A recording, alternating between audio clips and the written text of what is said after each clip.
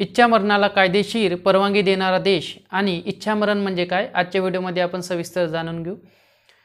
Latin अमेरिकेतील Uruguay देश या देशाने 15 ऑक्टोबर 2025ला डिग्निफाईड डेथ म्हणजे सन्मानाने मृत्यू या विधेयकाला मंजुरी दिली आणि युटिनिशिया म्हणजे इच्छामरण हे कायदेशीर बनवण्यात आले।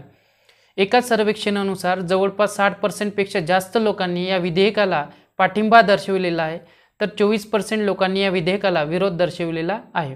आता लॅटिन अमेरिका म्हणजे काय, तर अमेरिकेचे मुख्यतः 3 भागामध्ये डिवायडेशन केले जाते।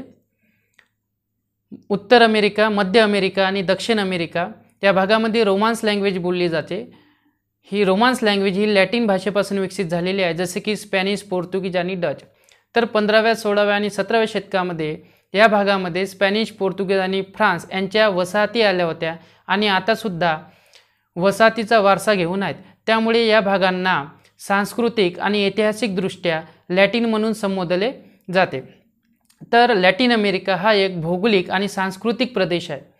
अमेरिकेतील लॅटिन अमेरिका हा सर्वात मोठा प्रदेश आहे, ज्या प्रदेशामध्ये मध्य अमेरिका, दक्षिण अमेरिका, मेक्सिको आणि कॅरिबियन बेटांचा समावेश होतो। अमेरिकेतील लॅटिन अमेरिका या देशामध्ये टोटल 33 देशांचा समावेश होतो। आता उरुग्वे आणि धर्मनिरपेक्षता। लॅटिन अमेरिकेतील उरुग्वे हा देश सर्वात मोठा धर्मनिरपेक्षता देश म्हणून ओळखला जातो। उरुग्वे या देशाने धार्मिक प्रभावापासून स्वतःला वेगळे ठेवून राजकीय आणि सामाजिक धोरणांमध्ये वैयक्तिकरित्या स्वातंत्र्य आणि समानतेवर जोर दिलेला आहे।